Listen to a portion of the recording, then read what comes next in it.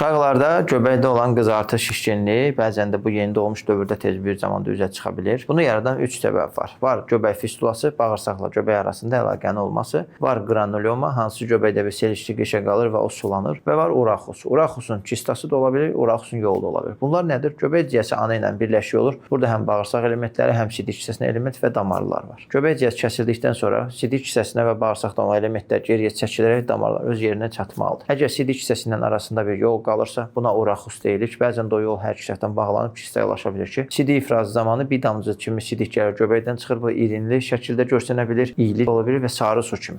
Granulyoma dediyimiz xırda bir ət parçası kimi görünür ki, selişli qişə. Bu sadəcə öz-özünə keçib gedir və yaxud zelyon hansı bir dərmanla və yaxud gümüş nitratdan qurudulduqda bitib qalır. Uraxus və ya göbək fistulası hansı ki, bağırsaqla əlaqəsi varsa, bunlar dəqiq şəkildə ancaq cərrahi müdaxilə ilə aradan qaldırılmalıdır və mikro cərrah olaraq, yəni qarın ön divarı açılmadan sadəcə göbək nahiyəsindən kiçicik bir yerdən keçirək 15-20 dəqiqə ərzində çəkən bir əməliyyatla tam aradan qaldırılır və valideynlər bu haldan qorxmasınlar, mütləq şəkildə professional uşaq cərrahına müraciət edərək baxsınlar və səbəbi taparaq aradan qaldırsınlar. Təşəkkür.